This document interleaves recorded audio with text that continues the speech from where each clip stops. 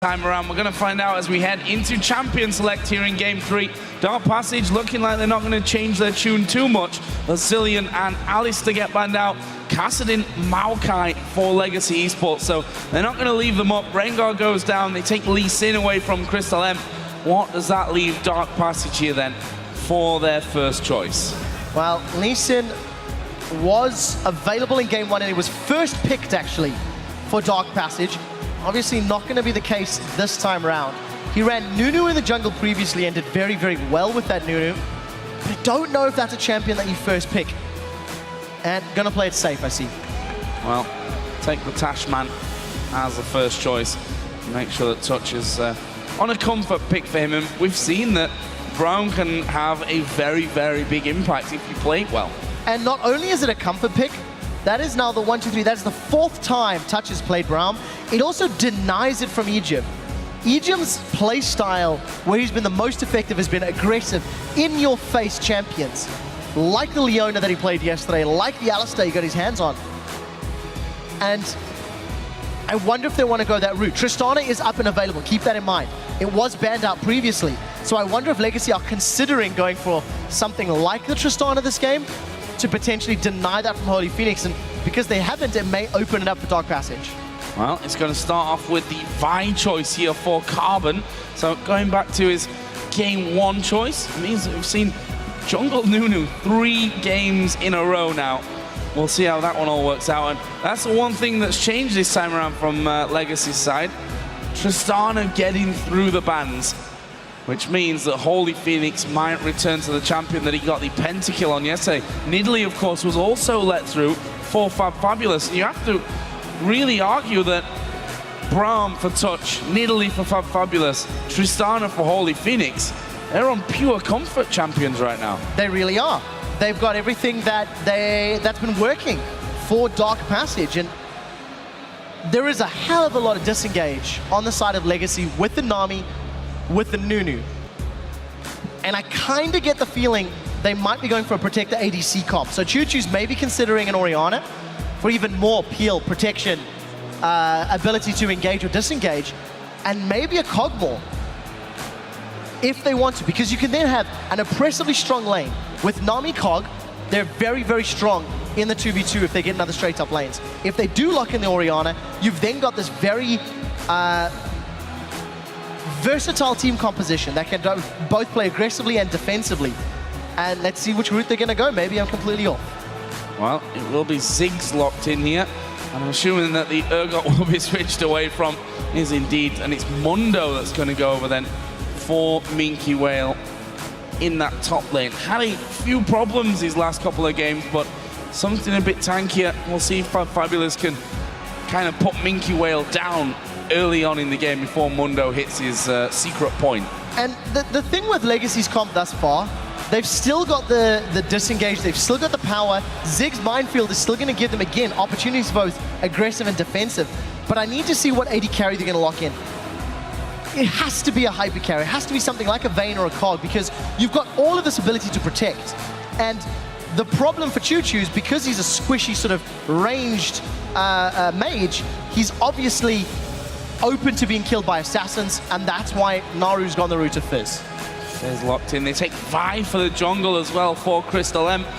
Obviously a safe and pretty easy gank once you hit level 6 out of Assault on Battery. Point and click, and let Fizz then throw his fish down. And well, you spend a lot of time in the air being able to not being able to do damage or probably escape either. And there is the Vayne locked in. So Codrin's going to have to go big for Legacy this game. All of Legacy are going to have to go big. I really like the Vi lock-in because it was quite apparent with Legacy's picks that they were looking for a quasi-protector AD carry composition. They really were investing a lot into disengage, to zone control, to that type of skill set. So locking in a Vi means you've got an instant auto-engage onto the champion, whether it was Vayne, whether it was Kog'Maw. In addition to that, the massive mobility on Fizz means even if he doesn't really land the Chum the Waters, in combination with Vi, they should be able to blow Vayne up.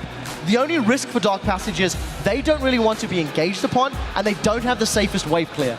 So if Dark Passage fall behind and they're ever in a siege situation, massive advantages to Legacy. Yeah. But they haven't fallen behind in the 2 previous games, so what makes you think they're going to this game? Well, you want to know which team you guys think is going to come out on top in Game 3? Tweet hashtag DPWin or hashtag LGC win to @LOL eSports, and we'll see what we think a little bit later on. It'd be kind of hard to bet against DP now. 2-0 up in a best-of-5, need 1 out of the final 3 games. However, never count Legacy out because they've shown us already that they can beat Dark Passage. The question is whether they can do it 3 times on the trot. Yeah, I agree. And I think this time around, at the beginning of the pick and ban phase, I was a little uncomfortable. I wasn't really sure how it was going to play out. But as the picks have come in, Vi's going to start falling off in the later game. Nunu's going to become very powerful. Nidalee and Fizz, both AP-based champions, against Mundo, does great against double AP. I think Legacy have a chance. Well, I think all of Oceania right now is hoping that they have a chance here. Legacy need to win 3 games in a row to come back and secure their spot for Worlds.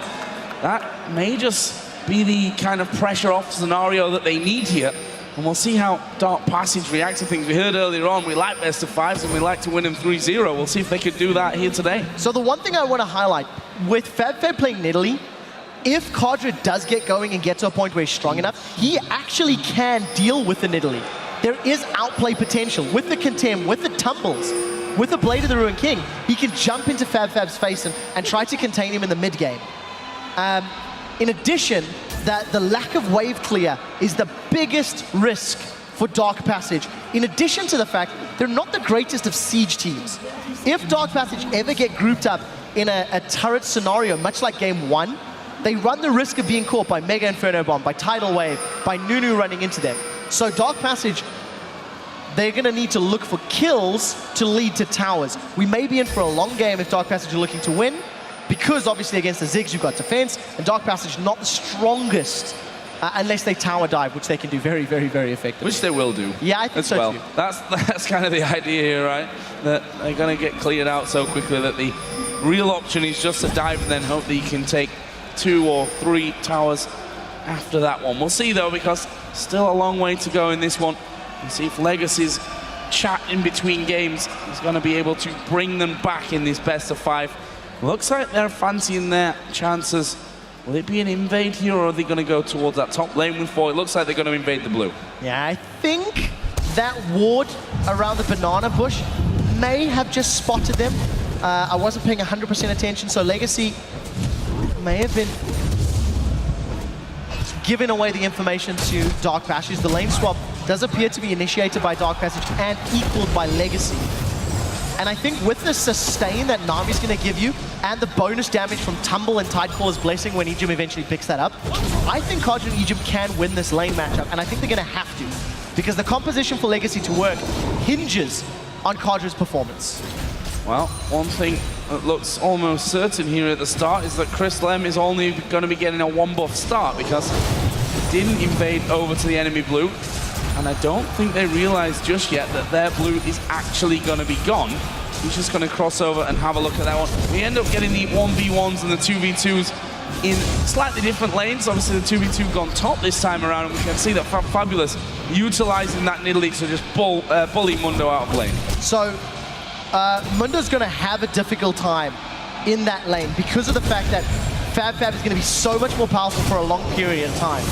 But we need to see how Minky Well handles himself. This is an aggressive... Here comes Carbon! Oh, this could be really bad news for Dark Passage. There's the jump away from Holy Phoenix. Touch is also going to get back from it, and it looks like they'll get away. Some of the heal was actually used as Holy Phoenix tries to push them back, sidesteps the bubble, and nice little first interaction there from Carbon. As a side note, something that we missed, Touch's flashes on cooldown. That may have been a misclick super early on. We didn't see any sort of engages, but he did not have flash available to him. So summon a heal blown, Carbon with an early gank. Despite it not getting a kill, they did get a summoner spell. So Holy Phoenix and Touch are going to have to play a little more cautiously in the next couple of minutes. Right now, they're having a few issues in this bottom lane, as you'd expect. Minky Whale being bullied, having to use all of his potions here to make sure that he stays healthy enough. Meanwhile, Carbon is getting his own blue buff, which, as I mentioned before, means that he gets that 3-buff start. We've already seen him in lane as well.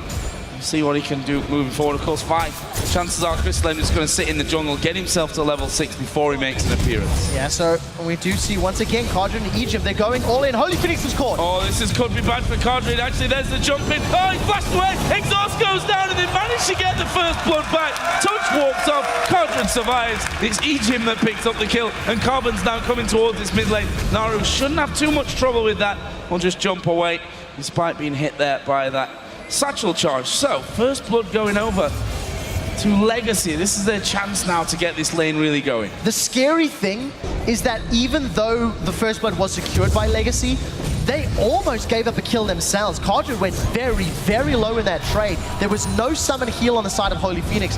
And if it wasn't for the double bubble from Egypt, you have to feel that could have gone very, very scary. So here's one of the risks. Naru and Crystal M, no safe wave clear. Just the presence of Carbon is allowing Choo-Choos to get multiple auto attacks onto the tower. And this is what Legacy need to do. Punish the weaknesses in Dark Passage's composition, and that is in defending tower sieges. Oh, they're having to dash through and try and pick up the last of that CS. He's actually holding on pretty nicely. The AD carries now get back into lane. It's a vamp set to start for Vayne. Double Doran's blades over with Holy Phoenix. And we'll see, well, we've already seen, I should really say, that he's not scared of jumping in there, trying to get things going. Went a little bit too deep that last time, because we're going to see Touch moving forward once again. No full-on attack, though. No, not this time around. I really like the bubble that Egypt managed to land a second ago onto Holy Phoenix, because it actually prevented him from getting the siege minion. So, very good skill shot working in his favor. And every time we look at this top lane, they're just going at it. There's another fight breaking out, Joe. Thank you. Not actually landing. There's the vote coming in. 77% of you thinking that Dark Passage may have this one. Egypt's got no mana. Yeah, no mana. That leaves him in a dangerous position, but to be honest, Cardred's done a brilliant job of actually just harassing Holy Phoenix down. While all of that's going on, Minky-Well actually forced to flash away, scared of being executed, doesn't have access to his ultimate, is 18 CS behind rather, and again, really struggling. He's going to need to get some MR fairly early on, maybe a Third Visage first item, just to deal with both Nidalee and Fizz, and until he gets some of those defensive stats, he's not going to be able to duel or deal with Fab at all.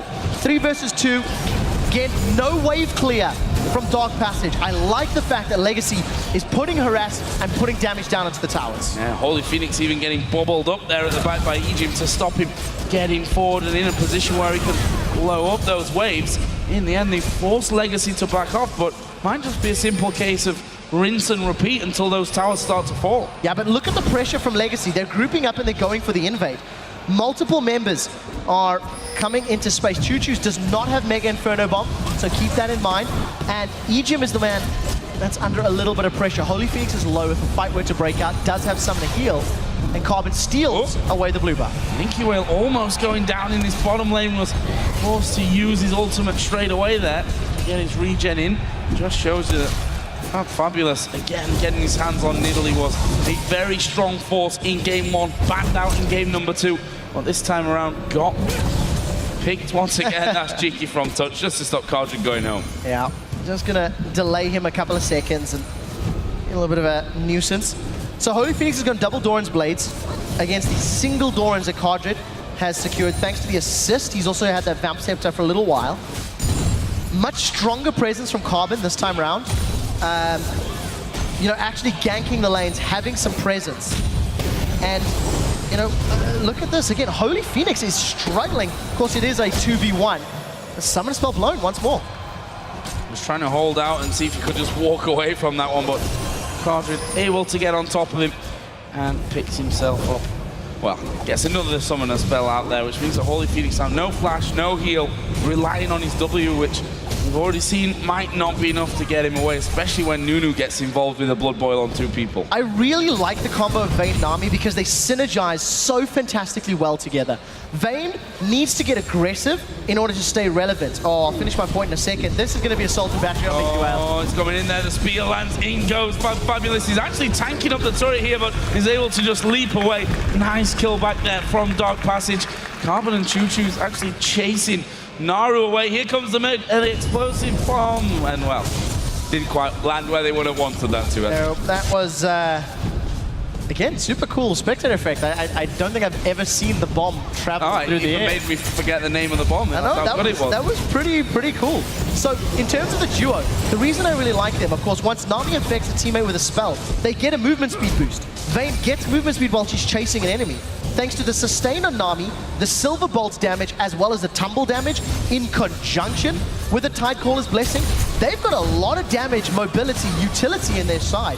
The only risk for Cardred and Egem is if they get caught by a Brown stun, they are at risk of being bursted out. The bonus magic damage from those concussive blows, along with a Buster Shot, Rocket Jump, etc., is very scary. So Legacy have to be very careful not to get caught out or simply take too much poke without Cardred returning any damage. I need to keep that focus up on that one. We actually see Choo-Choos and Nunu now coming up towards that top side.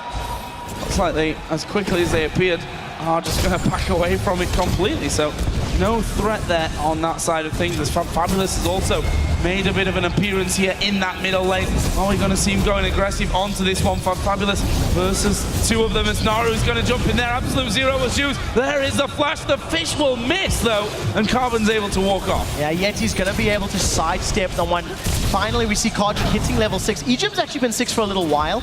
Thanks to the fact that he got that first blood and Cardred was out of lane for a tiny bit. But we do not have level 6 for touch. Here comes Crystal M. Assault and Battery's not available. Can he get the knockback?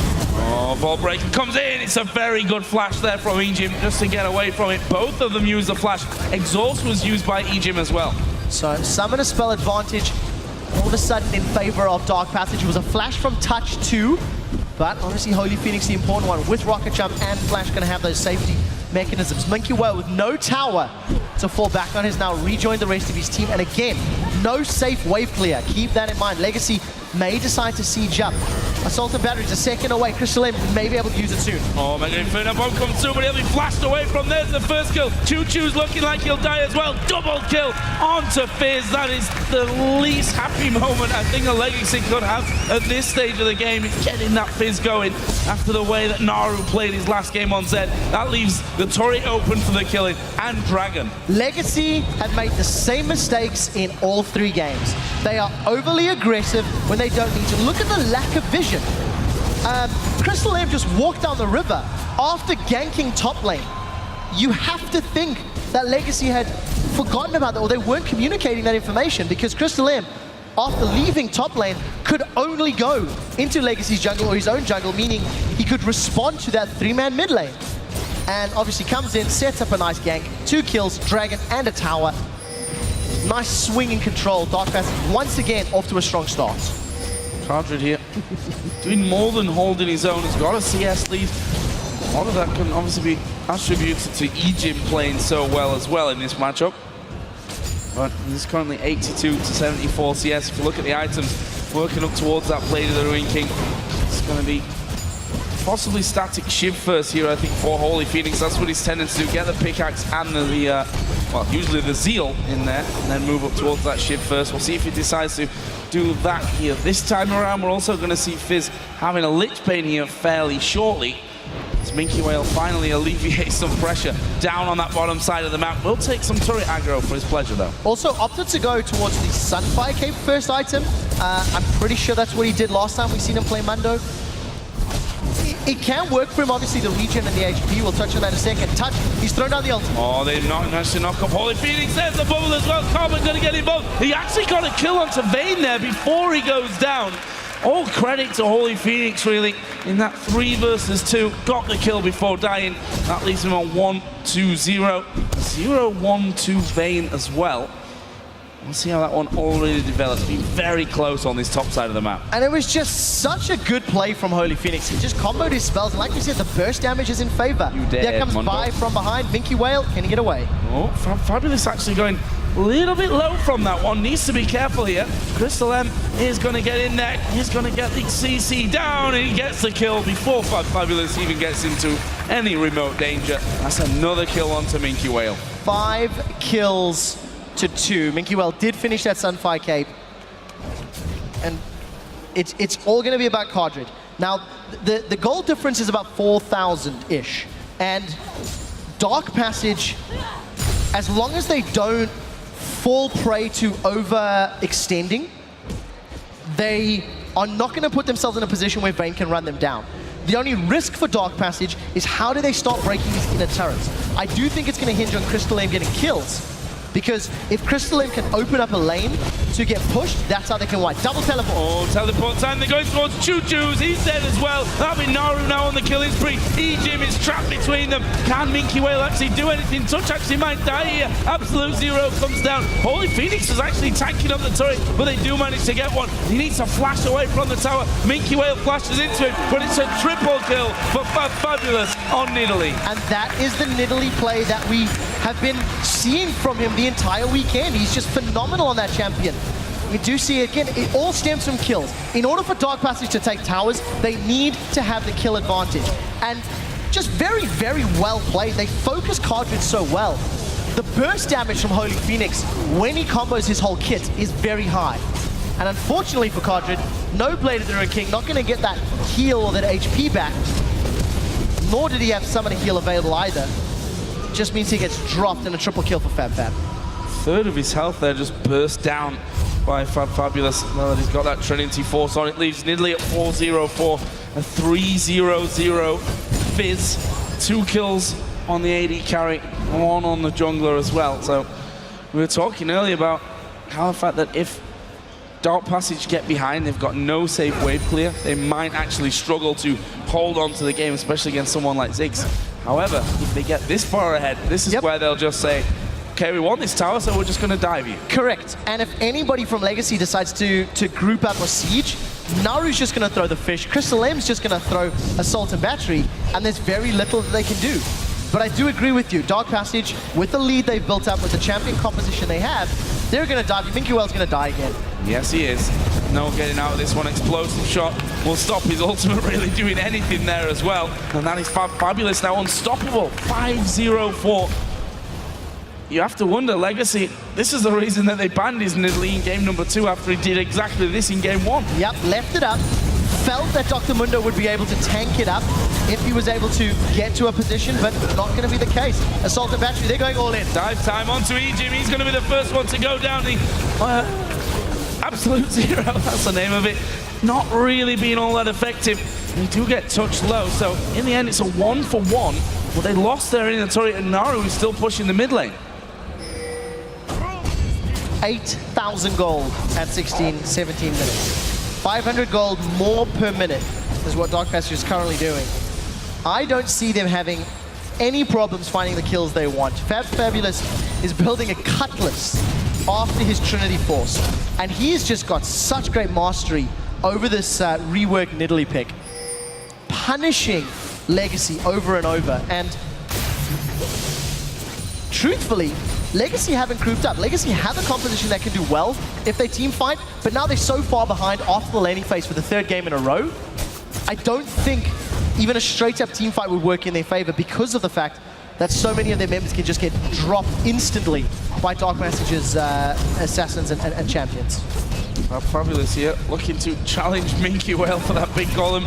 Takes a cleaver for his pleasure. They had a ward on him, so Cardred was well aware that he was actually there. E-Jim actually going very, very aggressive there in that mid lane. Wasn't quite sure what he was doing. The rest of the team were backing up, but took them a while to get in position. Meanwhile, Dark Passage going to be doing a dragon.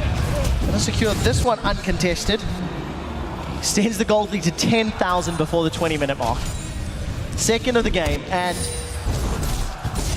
Legacy, they need a turtle. Legacy need to hope and pray that Choo-Choo's wave clear is going to be enough to deter Dark Passage from tower diving him. Because if he doesn't, then they're just going to get popped and going to lose their turrets. I mean, Dark Passage have only got 1 inner turret remaining, which Naru is pushing towards, and there's no one there to defend it. With the Lich Bane, he's also going to do a lot of damage to that tower, and he's got the support of the rest of his team. That's going down.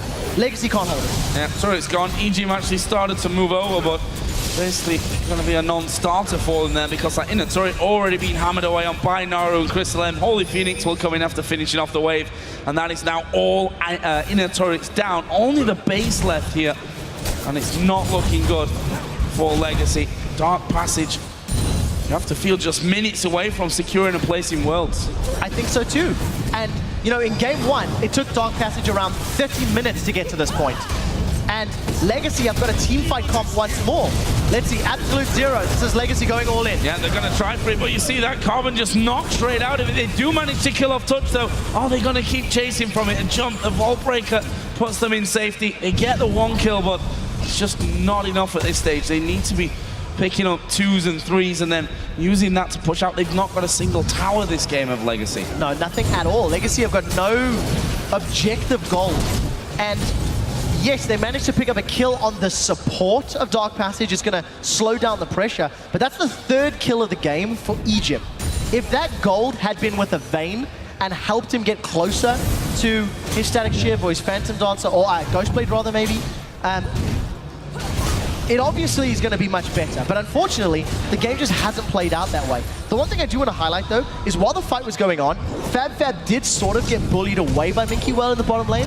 So Minky Well has got a lot of hit points, got himself that Giant Spell, got that Sunfire Cape, so he's already at 2,700 HP. We need to see how effective he can be at tanking up, because again, if Legacy can buy time for Kadra to get damage down, yes, maybe they can win team fights, but the chances are so incredibly minute at this stage. And Fab continues his split pushing role on that middle lane. Looks like the rest of the team just going to go straight to the top side and do exactly what they were looking for in game number 1. Of course, they did falter a little bit in that one after Legacy seemingly got bored of the whole split push action going in, decided to fight, got a couple of kills and then pushed some turrets after it, but basically they respawned in and Dark Passage just pushed them straight back and got those kills back, and that's what broke them through onto the inhibitors. Look at this, they're actually looking to catch someone. They may do that, although they were stood on top of a ward, so Legacy knew they were there that entire time. The really nice thing about Dark Passage's comp this time, as opposed to game 1, they have a much easier time tower diving if they want to with the Vi. In addition, they've got the safety net of a Tristana knockback. Also, please note, Blade of the Rune King completed for Fab. He is building to deal with Minky Whale. He's got a lot of damage, he's got percentage HP, and Minky Whale still has yet to buy MR. Mega Inferno Bomb, is it? It's too late. Close too though. late. It was very, very close. The smite of Crystal M coming in. Fabulous is going to pounce and get another kill. Godlike flashes away from it. Might actually get caught out here though if he's not careful. That's a lot of damage. Comes in, turns around on towards Choo Choo. There's the heal as well. Auto attack will do it.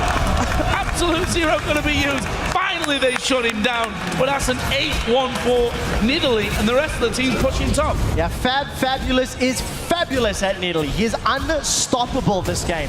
Dark Passage just going to brute force their way onto the tower. They didn't need to tower dive, but they spent some of their ultimates, secured the objective. No wave clear from Choo Choo's means an easy objective secured, and they're going to get the inhibitor as well. And they may get killed as well. They dive on towards Kadra, and he's going down. Naru now on the rampage at 4-0-0. Ejim falling low.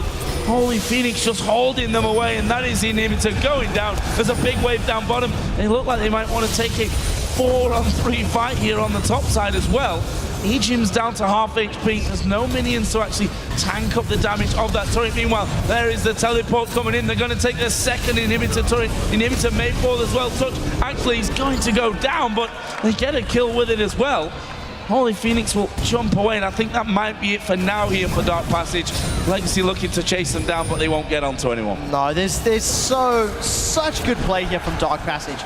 Using the champion so effectively. The tower dives and all of it being led by Fabulous, really. He completely obliterated Minky Whale in the 1v1, and anybody that challenges him has gone down. It took 3 members of Legacy just to kill Fabulous. And his only defensive items were Merc Treads and a Negatron Cloak. Now he's got himself a Spirit Visage, he's got Lifesteal, he's got a built-in heal. I don't think he's going to die again this game. I can't argue with you on that fact. I mean, got the mobility, yes, maybe a little too aggressive previously, but they threw everything at him. And you could argue, may have got away from that one as well, if not for the full-on, let's throw ultis at his face, take him down. And he's just going to go back to that same role here, and why not? It's been working perfectly so far for Dark Passage. We've got men pushing up middle. They're going to have super minions starting to roll into that top lane. Open inhibitor on the bottom lane. They are getting close to finishing off this game. It's only going to take one fight and then it'll be over. Yeah, one misplay. If Crystal M sees an opportunity to catch Cardred or Choo-Choo's, he's going in. I mean, there's no hesitation coming from the side of Dark Passage. They've got such a big lead, and they're going to take a second inhibitor now. Keep your eye on Crystal M. Holy Phoenix, he's going on Egypt. Well, he's fighting underneath the turret. Will Flash gets the reset to jump away without dying underneath the tower, and there is that second inhibitor now open. They've got super minions already coming in. The minion wave in middle will start to stream in there as well. This should be all 3 inhibs down for Dark Passage. It will be. And also, Holy Phoenix was doing that 1v2. Cardred and Egypt were trying to defend the mid lane before Cardred backed off to deal with the super minions. There are now double super minions spawning in each of the lanes. Fab, he's jumping. He was looking for another execution. He's got like a near full damage. Look at Cardred. Where is he? Can't see him. Dead. Instantly dead. There is Crystal M actually going pretty deep. That's the absolute zero stops and touch. Just tanking up the damage there for Fabulous, who will then go on towards Minky Whale. Naru, meanwhile, on the top side, could be in trouble. The Ignite won't be enough to kill him. As Crystal M locked him up there, and now Fabulous is trying to get involved. Gets the kill before he can get onto the fountain. This is going to be the Nexus turret's going down. The Nexus is focused, and Dark Passage win the Wildcard tournament. They're going to Worlds.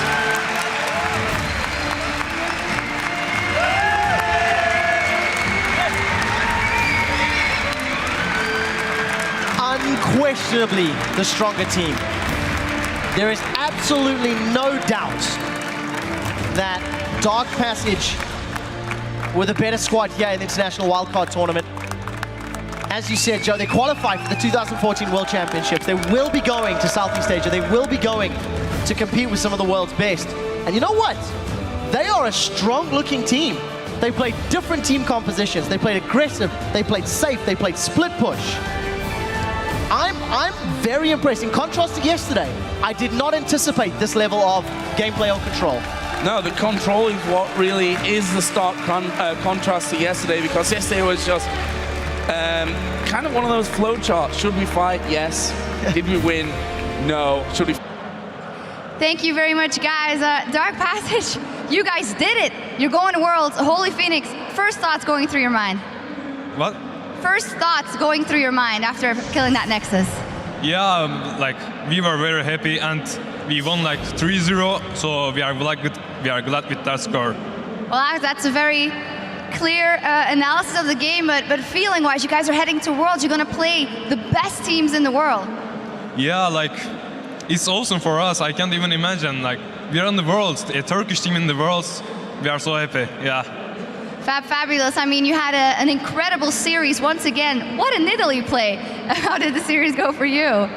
I think they did a mistake by not banning my Italy, so I practiced them a lot. I played like 50 games in 1 week, so that's what happened. So obviously, fantastic winning here, but it's only the beginning of the road. You know, you guys are heading to Worlds. How do you think you can match up versus the best top laners in the world? I think we're gonna win some games, maybe 2, 3. Holy Phoenix, can you be more ambitious? Because you guys have evolved, you guys have gotten so much better over the past year. Yeah, I was so ambitious, and I'm really glad we win this tournament, first of all. And we will practice the Worlds as much as we can, and we want to do something here as well. Not only winning the wildcard, we want to win something in the Worlds, yeah. You want to win something, you want to be a good representative for Turkey, of course. Is there anything you want to say to, I bet the fans you had, but I bet you made a lot of new fans here as well. Yeah, I did some really good friends in here. We have a Turkish fans so much. I want to thank them all, first of all. And foreign fans as well. I think we have some foreign fans as well. They didn't know us, but now they do, I think. And I love them all. I think they do. Fabulous. Is there anything you want to say? Thank you, all the fans, I guess.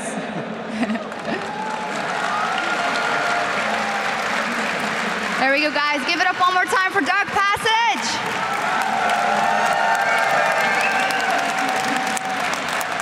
All right, thank you guys very much. Congratulations. We have to go AFK for 3.5 minutes, but when we come back, Millennium takes on the Super Hot Crew for a spot to stay in the LCS. Stay here.